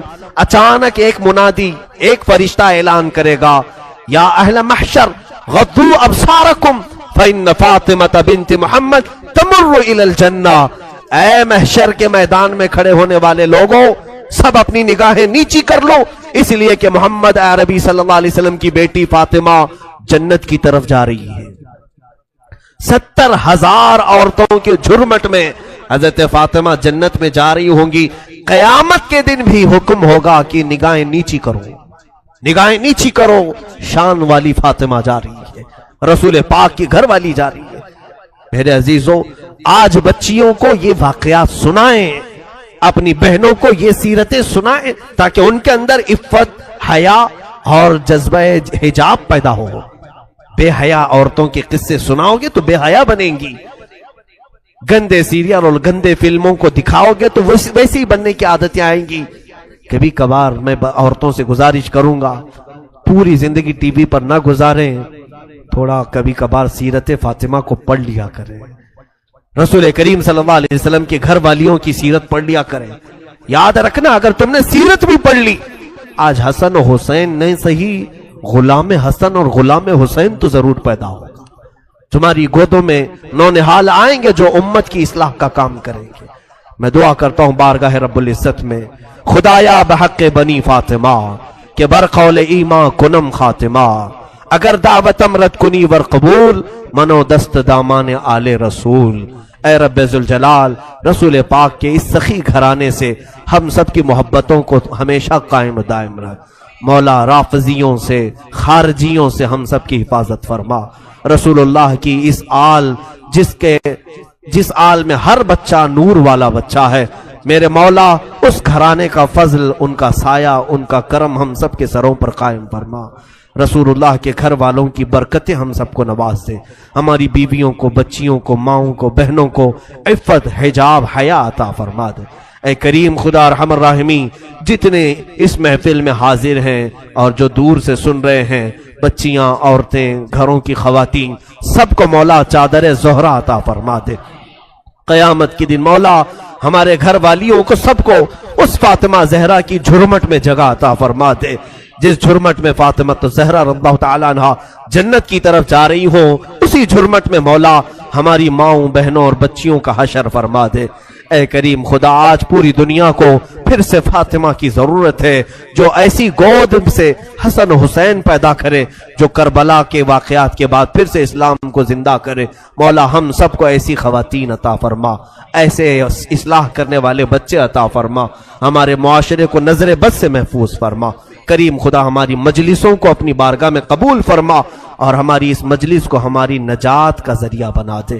قیامت کے دن اسی مجلس کو ہماری بخشش کا ذریعہ بنا دے۔ امت مصطفیٰ کی خیر ہو مولا، دشمنان اسلام کو تو تباہ و برباد فرما، ان کے ناپاک منصوبوں کو تو خاک میں ملا دے، اسلام و سنیت کا بول بالا فرما، کفر و شرک کا منہ کالا فرما۔ اے رب ذوالجلال، ہماری دعاؤں کو رسول کریم صلی اللہ علیہ وسلم کی نالین پاک کے صدقے قبول و مقبول فرما۔ وصلی اللہ تعالی علی خیر خلقہ محمد وآلہ واصحابہ اجمعین، وآخر دعوانا الحمدللہ رب العالمین۔ فاطمہ الزہرا رضی اللہ تعالی عنہا کی جب آپ کے نکاح کا وقت آیا، حضرت علی کرم اللہ وجہہ الکریم کی طرف سے جب پیغام آیا، حضور اکرم صلی اللہ علیہ وسلم نے فوراً قبول کیا اور دونوں کا نکاح کیا، سادگی سے نکاح ہوا۔ تھوڑا سا جہیز جو حضور پاک صلی اللہ علیہ وسلم نے، ان کے جہیز کا لفظ جو استعمال کیا جاتا ہے، بعض لوگ اس کے جواز کے لیے اپنے سارے ساز و سامان اکٹھا کرنے کے لیے اس جہیز کا لفظ استعمال کرتے۔ بات در حقیقت یہ تھی کہ حضرت علی حضور کے ساتھ ہی رہتے تھے مدینے میں، جب ہجرت کر کے آئے تھے تو مدینے میں حضور کے ساتھ رہتے تھے۔ جب شادی ہوئی تو گھر الگ کرنا پڑا، تو جب نیا گھر لیا گیا تو حضور نے کچھ سامان دلایا، یہی جہیز ہے۔ بھائی نیا گھر دلایا جا رہا ہے، آج سے نئی زندگی وہ شروع کر رہے ہیں تو کچھ تو سامان لگے گا۔ میرے آقا صلی اللہ تعالی علیہ وسلم نے وہ گھر میں برتنے کے جو سامان حضرت فاطمہ کو دلائے، اسی کو جہیز کا نام دے کر کے یہاں کروڑوں وصول کرنے لگ گئے۔ ہاں یہاں تو چار چار لوگ ایک ہی گھر میں رہتے ہیں پھر بھی جہیز لا رہے ہیں، بڑا بھائی بھی لایا، منجلا بھائی بھی لایا، تیسرا بھی لایا، اب تجوریاں رکھنے کی جگہ بھی نہیں ہے پھر بھی لایا۔ وہ نیا گھر بنایا گیا تھا حضرت علی کا، تو انہیں حضرت فاطمہ کے ساتھ رہنے کے لیے جو سامان دیا گیا میرے آقا صلی اللہ علیہ وسلم کی طرف سے، اور یہ بھی میں آپ کو بتاؤں کہ یہ جو سامان دیا گیا تھا، روایات میں ملتا ہے کہ حضرت علی نے جو مہر کی رقم دی تھی اسی رقم سے دلایا تھا۔ میرے آقا صلی اللہ تعالی علیہ وسلم نے، حضرت علی رضی اللہ تعالیٰ عنہ نے جو مہر ادا کیا، اتنا مہر کوئی نہیں دینا چاہتا آج۔ مہر نظر نہیں آتا لیکن جہیز نظر آتا ہے۔ حضرت فاطمہ کا جہیز لوگوں کو معلوم ہے، حضرت علی کا مہر نہیں معلوم. ارے 10,000 سے زیادہ ہو جائے تو جماعت میں جھگڑے چلتے ہیں, مہر اتنا زیادہ کیوں رکھا؟ اور جوڑا 25,000 کا عورت کی طرف سے ضرور چاہیے. تم 10,000 کا مہر اپنی اس عورت کو نہیں دینا چاہتے جس کے ساتھ پوری زندگی بتانے والے ہو, وہ اپنا پورا جسم تمہارے حوالے کر رہی ہے. 10,000 کا مہر نہیں دینا چاہتے. 786 روپے رکھو مولانا, بس اتنا ہی کافی ہے. 786 روپے میں پوری اس کی 50 سال زندگی خرید رہے ہو. پتہ نہیں کتنی زندگی, 50 ہے, 25 ہے, 40 ہے, جو بھی ہے. میرے عزیزو, مہر جو ہے اس کا شرعی حق ہے جو اس کی پوری زندگی کے لیے تم دے رہے ہو. یہ نہیں کہ خالی ایک رات کا یہ معاوضہ ہے یا ایک شادی کے دن کا کوئی نذرانہ ہے, پوری زندگی کا اس کا حق ہے. آپ انصاف تو کر کے دیکھو, آپ اس سے اصول کتنا رہے اور اسے دے کیا رہے. ہاں, شادی کے وقت جو تمہارے لیے اس کا باپ خرچہ کرتا ہے وہ پتہ نہیں کتنے لاکھوں میں چلا گیا. بہرحال میں اس عنوان پر نہیں جاتا. سیدہ کائنات فاطمہ الزہرا رضی اللہ تعالیٰ عنہ کی ایک بات مجھے یاد آتی ہے. حضور پاک صلی اللہ تعالیٰ علیہ وسلم ان کے پاس تشریف لائے. کہا فاطمہ تمہارا نکاح علی کے ساتھ کر رہا ہوں, منظور ہے؟ حضرت فاطمہ نے کہا بابا جان آپ جو فرمائیں منظور ہے. حضرت علی مہر کتنا دیں گے؟ حضور پاک صلی اللہ علیہ وسلم نے فرمایا 400 مسقال چاندی دیں گے. 400 مسقال چاندی, وہی زمانے کا حساب کیلکولیشن الگ ہوتا ہے. آپ کسی بھی دارالفتہ سے سوال کر کے پوچھ سکتے ہیں کہ اس وقت کیلکولیشن میں کتنا بیٹھتا ہے, اگر کسی کو شوق ہے تو. حضرت فاطمہ کا یہ مہر طے پایا, مہر مقرر بھی ہو گیا. بعض روایات میں یہ ملتا ہے کہ حضرت فاطمہ نے کہا اے اللہ کے نبی صلی اللہ علیہ وسلم یہ نکاح کس کی جانب سے ہو رہا ہے؟ حضور نے فرمایا اللہ کی طرف سے. اللہ تعالیٰ نے پسند فرمایا کہ تمہارا نکاح علی کے ساتھ ہو. تو حضرت فاطمہ کہتی ہیں تو پھر میرا مہر بھی اسی شان کے مطابق ہونا چاہیے. 400 مسقال چاندی, کہا میرا مہر بھی اس شان کے مطابق رکھیں جو اللہ تعالیٰ نکاح کر رہا ہے. حضور پاک صلی اللہ علیہ وسلم نے پوچھا فاطمہ تم کیا پسند کرتی ہو مہر میں, تم کیا لینا چاہتی ہو مہر میں؟ حضرت فاطمہ نے کیا کہا, اللہ اکبر, قربان جاؤ مسلمانوں. کہتی ہیں آقا اگر اللہ نکاح کر رہا ہے تو رب تعالیٰ سے یہ لکھوا لیں کہ آپ کی امت کی بخشش میرے مہر میں رکھی جائے. اللہ اکبر, آپ کی امت کی مغفرت اور بخشش میرے مہر میں رکھی جائے. خواہشیں ہوں تو ایسی ہوں, تمنائیں ہوں تو ایسی ہوں. رسول پاک صلی اللہ تعالیٰ علیہ وسلم کی بارگاہ میں اگر کوئی عزیز بننا چاہتا تو صرف ان کی امت کی بات کرتا, حضور خوش ہو جاتے تھے. میرے عزیزو آج بھی یہی حال ہے کہ اگر تم امت کا خیال کرو گے تو میرے آقا خوش ہو جاتے ہیں. اگر تم حضور کی امت کے بارے میں بات کرو گے حضور پاک بے انتہا تمہیں نوازنے لگتے ہیں. حضرت جبرائیل امین نے بھی یہ محسوس کیا. جانتے ہیں حضرت جبرائیل حضور صلی اللہ تعالیٰ علیہ وسلم سے قربت چاہتے تھے تو حضور پاک صلی اللہ تعالیٰ علیہ وسلم سے انہوں نے کیا کہا جانتے ہیں؟ اے اللہ کے نبی صلی اللہ علیہ وسلم میں چاہتا ہوں میں اپنی طرف سے آپ کی بارگاہ میں کوئی چیز پیش کروں جس سے آپ خوش ہو جائیں. اب حضور کس چیز سے خوش ہوتے ہیں؟ مکہ والوں کی تکلیفیں الگ ہیں, تبلیغ اسلام میں آنے والی تکلیفیں الگ ہیں, سب چیزیں ہیں. لیکن حضرت جبرائیل نے یہ سب نہیں کہا کہ ان دشمنوں کو میں اپنے پر سے ہلاک کر دوں گا یا تبلیغ اسلام میں چلنے والوں کے لیے راہ ہموار کر دوں گا, بلکہ جبرائیل امین نے یہ پیش کیا کہ آقا قیامت کے دن جب آپ کی امت پل صراط سے گزر رہی ہوگی میں اپنے پر بچھا دوں گا. پل سے اتارو راہ گزر کو خبر نہ ہو, جبریل پر بچھائیں پر کو خبر نہ ہو. عزیزان گرامی حضور پاک صلی اللہ علیہ وسلم کی بارگاہ میں جیسے ہی انہوں نے التجا پیش کی میرے آقا خوش ہو گئے. حضور اکرم صلی اللہ تعالیٰ علیہ وسلم کی احادیث سے یہ بھی ملتا ہے جس نے یہ دعا کی اللہم اغفر امت محمد صلی اللہ علیہ وسلم مغفرتا عامہ, اللہم ارحم امت محمد صلی اللہ علیہ وسلم رحمتا عامہ. اے اللہ امت محمدیہ کی عام مغفرت فرما, اے اللہ امت محمدیہ پر عام رحم فرما. جس نے یہ دو دعائیں کی حضور فرماتے میری شفاعت اس پہ واجب ہو گئی. امت کی بھلائی کا خیال کرو. حضرت بی بی فاطمہ ہی تو ہیں کہ جو رسول پاک صلی اللہ تعالی علیہ وسلم جنگل میں جا کر کے جب رونے لگے، کسی کے کہنے سے آپ سر نہیں اٹھاتے تھے، حضرت فاطمہ آئیں، کہا بابا جان آپ سر اٹھائیں، میرے آقا آپ سر اٹھائیں۔ حضور پاک امت کے غم میں رو رہے تھے کہ اللہ تعالیٰ میری امت کی بخشش ہو جائے۔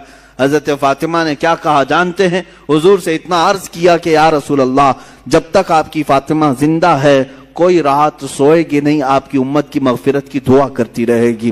حضور پاک نے سر اٹھا دیا۔ حضور پاک صلی اللہ علیہ وسلم کے پاس جب کبھی کوئی امت کی بھلائی کی بات کرتا ہے، میرے آقا اس پر نوازشیں زیادہ کرتے ہیں۔ آج بھی اگر تم چاہتے ہو مسلمانوں کہ نبی کونین کو خوش دیکھو اور حضور پاک کا دیدار کرنا چاہتے ہو تو بھلائی امت میں لگ جاؤ، ایک رات وہ بھی آئے گی کہ میرے آقا خود تمہیں اپنے دیدار سے مشرف کریں گے۔ امت کی بھلائی کا خیال تو کرو، حضور پاک صلی اللہ علیہ وسلم کی بھولی بھالی امت کے لیے فکر تو کرو۔ سیدہ کائنات نے ہمیں یہ مزاج دیا، فاطمہ الزہرا رضی اللہ تعالیٰ عنہا نے ہمیں یہ مزاج دیا۔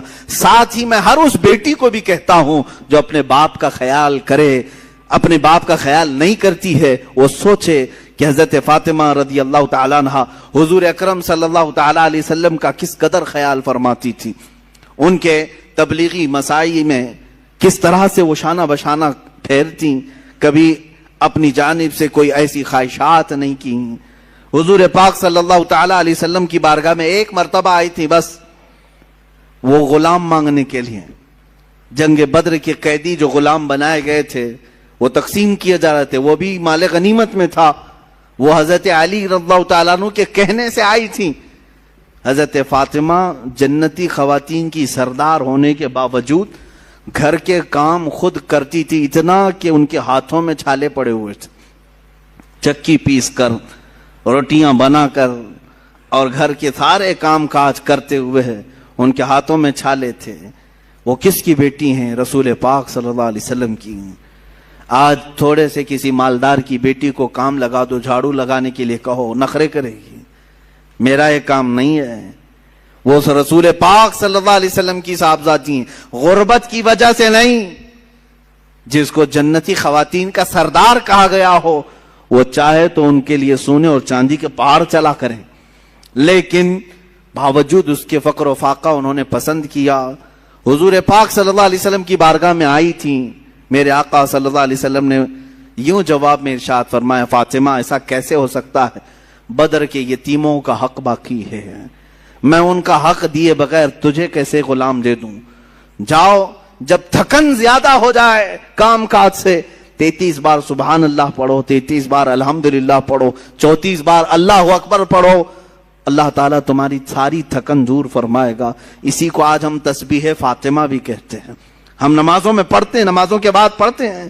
یہ تسبیح فاطمہ حضور کی طرف سے عطا کی ہوئی تسبیح ہے۔ مکہ مکرمہ کی ایک معزز خاتون، بڑی مالدار خاتون تھی حضرت خدیجہ، جن کے 2 شوہروں کا انتقال ہو چکا تھا، اب وہ کسی سے شادی کرنے کے موڈ میں کبھی نہیں تھی، لیکن وہ بڑی مالدار تھیں۔ انہوں نے اپنا مال تجارت کسی کو دے کر کے انویسٹ کروا کر کے تجارت کرواتی تھیں۔ جب ان کو پتا چلا محمد صلی اللہ علیہ وسلم بڑے امانت دار ہیں، بڑے ہی دیانت دار ہیں، تو اپنا مال ان کو دیا اور کہا کہ تم تجارت کرو اور نفع کما کر کے لے آؤ۔ رسول پاک صلی اللہ علیہ وسلم ان کا مال تجارت لے کر ملک شام گئے اور اتنا نفع ہوا اس مال میں۔ واپس جب آ رہے تھے تو حضرت خدیجہ کا ایک غلام میسرہ تھا۔ حضرت خدیجہ نے کہا تھا، میسرہ تم ہمیشہ محمد پر نظر رکھنا، دیکھتے رہنا یہ کیسی کیسی تجارت کرتے ہیں، کتنا نفع کرتے ہیں، اسی لیے نہیں کہ خرد برد ہوگا، اس لیے کہ مدد کے طور پر۔ جب یہ قافلہ واپس مکہ آ رہا تھا، اب پھر ٹرننگ پوائنٹ ہے یہاں پر، حضرت خدیجہ اپنے گھر کے بالا خانے پر بیٹھ کر کے اپنا نفع شدہ قافلہ جو مکہ میں داخل ہو رہا ہے اس کو دیکھنے کے لیے بیٹھی ہوئی تھی۔ بڑا گھر تھا، بڑا محل تھا۔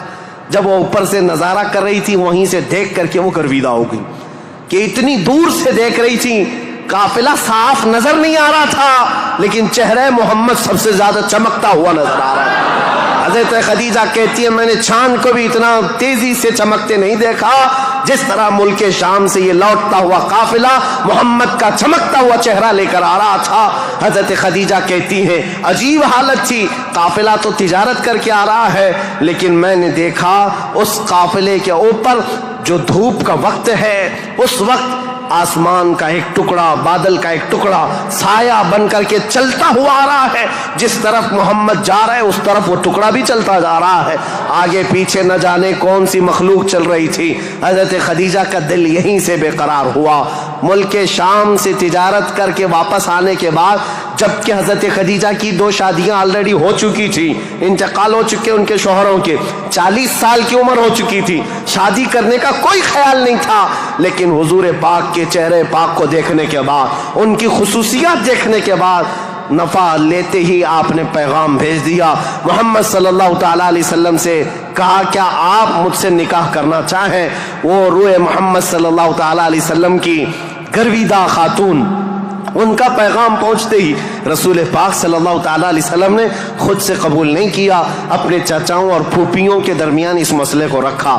जनाब अबू तालिब थे, सारे फूफियाँ और चचा बैठे, उनके सामने रखा कि हजरत खदीजा के पैगाम निकाह आया हुआ है। सारे लोगों ने कहा तुम्हें पता है खदीजा पूरे मक्का में ताहिरा के नाम से जानी जाती हैं, सबसे पाकीज़ा खातून। इज्जत तो ऐसी थी कि अदना सा अदना आदमी भी और ऊंचा से ऊंचा आदमी भी हजरत खदीजा की तरफ चेहरा उठाकर नहीं देखता, उनकी इज्जत बड़ी थी। कहा कि अगर मोहम्मद तुम्हारे लिए उनकी तरफ से पैगाम आया है तो कबूल कर लो। रसूल पाक सल्लल्लाहु ताला अलैहि वसल्लम ने जवाब भेजा कि मुझे बताया गया है कि मक्का में सबसे शरीफ खातून अगर कोई है तो खदीजा का नाम है। मेरे अजीजों, खातून शरीफ क्यों ना होगी? इसलिए कि जिसके पेट से पैदा होने वाली बेटी फातिमतुज़ ज़हरा हो, सैयदा कायनात हो, तो फिर माँ का आलम क्या हो सकता है? अल्लाह करीम ने ये इंतखाब फरमाया था। रसूल करीम सल्लल्लाहु ताला अलैहि वसल्लम ने इस निकाह को दिलो जान से पसंद किया। निकाह की तकरीब हुई। निकाह की तकरीब में जनाब अबू तालिब और हुजूर के सारे चचा और फूफियाँ भी शरीक हुए। खुतबा निकाह का खुतबा जनाब अबू तालिब ने पढ़ा था। वो खुतबा आज भी मौजूद है जो मेरे आका सल्लल्लाहु ताला अलैहि वसल्लम के पहले निकाह में खुतबा हुआ था। इस खुतबे के बाद, निकाह मुकर्रर होने के बाद, रसूल करीम सल्लल्लाहु ताला अलैहि वसल्लम की ये शरीक हयात, ये रफ़ीक़ हयात, ये महबूब रब्बुल आलमीन सैयदा खदीजा हुजूर की ऐसी वफा शियार खातून बन करके रही कि अल्लाह की कसम आज भी पूरी रोए ज़मीन पर जो मेरे आका की औलाद सादात के नाम से जानी जाती हैं, वो कहीं और नहीं, वो खदीजा की पेट से पैदा होने वाली औलाद है। हज़रत खदीजा के बतन से मेरे आका की 6 औलाद हुई, 3 बेटे और 3 बेटियां। रसूल करीम सल्लल्लाहु ताला अलैहि वसल्लम की 6 औलाद की माँ हज़रत खदीजा है। ये बड़ी उल्फत और मोहब्बत की ज़िंदगी गुजरी है मेरे आका सल्लल्लाहु अलैहि वसल्लम की। लेकिन जब मेरे आका की उम्र पाक 50 साल की हुई और हज़रत खदीजा की उम्र उस वक्त तकरीबन आप अंदाज़ा कर सकते हैं 25 साल ज़्यादा थी, 75 साल की खातून थी। 75 साल की खातून, अल्लाह अकबर, 75 साल की खातून किसको कहते हैं? उम्र का वो पड़ाव जिसमें बूढ़ा अपने आज़ा से मजबूर हो जाता है और उसके पट्टे जवाब दे जाते हैं, चलना फिरना दुभर हो जाता है। लेकिन कसम खुदा की, जब मैं ये रिवायत पढ़ता हूँ कि जब रसूल करीम सल्लल्लाहु ताला अलैहि वसल्लम 3000 फीट ऊंची पहाड़ी गारे हिरा में जाकर इबादत करते थे, कभी 2-2 दिन तक नहीं आते थे, तो 75 साल की ये खातून दिन में 2 मरतबा पहाड़ी पर जाती थी खाना लेकर के और उतरती थी। आज मैं बताऊं, हम जैसों की जवानी में 1 मरतबा पहाड़ पर चढ़ करके आ जाए, 8 दिन तक पट्टे दर्द करते हैं, पैर दर्द करते हैं। मैं समझ नहीं पाता वो खदीजतुल कुबरा की वफाशियारी को। दिन में 2 मरतबा अपने नबी पाक अपने रफीक हयात के लिए ऊपर जाती थी, नीचे आती थी। कभी रसूलुल्लाह पहाड़ से उतर रहे होते, हजरत खदीजा घर के बाहर आकर खड़ी होती, कड़ी धूप होती, सूरज की तमाजत होती, लोग चलते फिरते कहते खदीजा अपने शौहर का इंतजार कर रही हो? कहती हाँ, मेरे शौहर पहाड़ से उतर रहे हैं, गारे हिरा से आ रहे हैं। उस वक्त लोग कहते खदीजा अंदर छांव में बैठो, इंतजार करो, उनके आने में काफी वक्त है। खदीजा कहती मेरा दिल गवारा नहीं करता, मेरा शौहर धूप में उतर रहा हो और उनकी औरत छांव में बैठी रहे। जब तक वो धूप में उतरते रहेंगे मैं धूप में खड़ी रहूंगी। ये वफाशियारी ऐसी थी, آپ کو پتا ہے سب سے پہلی وہی قرآن کی جو غار ہرا میں آئی ہے، جبرائیل امین لے کر کے آئے ہیں۔ اسلام کی تاریخ میں اگر یہ نہ بتائیں تو ابتدا ہی نہ ہوگی، کیونکہ رسول اللہ صلی اللہ تعالیٰ علیہ وسلم جب 40 سال کی عمر میں تھے، غار ہرا میں جا کر عبادت کرتے، جبرائیل امین آئے قرآن کی آیتیں لے کر اور حضور سے کہا اقرا، حضور نے کہا ما انا بقاری، میں نہیں پڑھوں گا۔ وہ کہتے تھے پڑھو، حضور کہتے میں نہیں پڑھوں گا، سینے سے سینہ لگا کر دبوچتے تھے۔ 3 مرتبہ ہوا، چوتھی مرتبہ کہا اقرا بسم ربک الذی خلق، پڑھو اس رب کے نام سے جس نے پیدا کیا ہے۔ رسول محترم صلی اللہ تعالیٰ علیہ وسلم نے پڑھنا شروع کیا، اور پھر آیتیں سب سے پہلے جو آئی ہیں، اسلام کی ابتدا نور الہی کا ظہور ہے، نور الہی کا نزول ہے، اللہ کا کلام اتر رہا ہے پہاڑ پر، پہاڑ کی چوٹیوں پر، جس کو آج بھی جبل نور کہا جاتا ہے، نور کی پہاڑی، جہاں نور اترا، نور کا پہاڑ ہے، اور کس پر اترا؟ جس پر اترا وہ نور علی نور ہے۔ قرآن کی آیتیں آئیں، اقرأ بسم ربک الذی خلق، خلق الانسان من علق، اقرأ وربک الاکرم الذی علم بالقلم، علم الانسان ما لم يعلم۔ یہ 5 آیتیں دے کر جبرائیل امین چلے گئے۔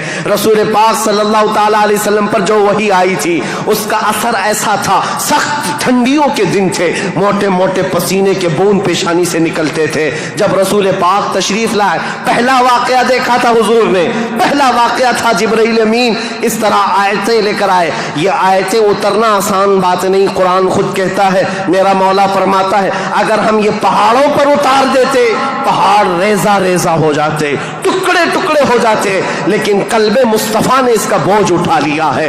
رسول اللہ کے دل نے اس امانت کو اٹھایا تھا، لیکن چل کر کے دنیا کا وہ پہلا انسان، دنیا کی وہ پہلی شخصیت ہے جس کو قرآن سنایا میرے آقا نے، وہ کوئی اور نہیں، ام المومنین سیدہ خدیجۃ الکبریٰ ہے۔ آئے رسول پاک صلی اللہ تعالیٰ علیہ وسلم، گھر آتے ہی فرمایا میرے پاس ایک فرشتہ آیا، سینے سے سینے لگایا، اور اس نے یہ آیتیں اللہ کی طرف سے سنائی، مجھے کمبل اڑاؤ، زمیلونی زمیلونی، بار بار کہتے مجھے کمبل اڑاؤ، سخت ٹھنڈیاں لگ رہی ہیں۔ سیدہ خدیجۃ الکبریٰ کی باتیں یاد رکھو، تاریخ میں آج بھی لکھی ہوئی ہیں۔ ڈھارس بندھانے والی، تسلی دینے والی، حوصلہ دینے والی خاتون ہو تو زندگی کمال کی ہے۔ عزیزان گرامی کہتی ہیں اے محمد عربی صلی اللہ تعالیٰ علیہ وسلم، اے اللہ کے رسول، آپ یتیموں کا بوجھ اٹھاتے ہیں، آپ بیواؤں کی مدد کرتے ہیں، آپ کمزوروں کا ہاتھ پکڑتے ہیں، آپ کے ساتھ کبھی برا ہو ہی نہیں سکتا۔ یہ جو اترا ہے وہ آپ کی بھلائی کے لیے ہے۔ ان قریب آپ دیکھیں گے زمین و آسمان کی ساری چیزیں اللہ تعالیٰ آپ کے لیے مسخر فرما دے گا۔ یہ خدیجۃ الکبریٰ رضی اللہ تعالیٰ عنہ کی حوصلہ افزائیاں تھی۔ یہاں سے میرے آقا صلی اللہ تعالیٰ علیہ وسلم پھر مکہ تشریف لائے، اور آپ کو پتہ ہے سب سے پہلے مکہ مکرمہ میں اب تاریخ اسلام کی شروعات ہے، تاریخ اسلام کی شروعات ہے۔ اسلام کی تاریخ سے پہلے میں نے اتنا بیک گراؤنڈ بتا دیا، تاریخ بتا دی، حالات بتا دیے، سیاسی حالات، مذہبی حالات، اخلاقی حالات۔ اب جو شروعات ہوئی وہ کہاں سے؟ غار ہرا سے شروعات ہوئی، اور اس کے بعد سب سے پہلے گھر آئے میرے آقا، اور سب سے پہلا مسلمان جو اسلام میں داخل ہوتا ہے وہ کوئی اور نہیں، ام المومنین خدیجۃ الکبریٰ، گھر والی سب سے پہلے اسلام میں داخل ہوئی ہیں۔ روایتوں کی تطبیق کے اعتبار سے الگ الگ مفسرین محدثین نے بیان کیے ہیں۔ سب سے پہلے اسلام لانے والوں میں صدیق اکبر بھی ہیں، مولا کائنات بھی ہیں، اور حضرت خدیجہ بھی ہیں، حضرت زید بھی ہیں، حضرت بلال بھی ہیں۔ سب کی کیٹیگری کے حساب سے ان کو اول درجے میں رکھا گیا۔ عورتوں میں سب سے پہلے حضرت خدیجہ، بچوں میں مولا کائنات۔ بہرحال سب سے پہلا جو اسلام شروع ہو رہا ہے وہ حضرت خدیجہ خود کے گھر سے رسول اللہ نے شروع فرمایا، اور اس کے بعد پھر مکہ والوں کو جمع فرمایا۔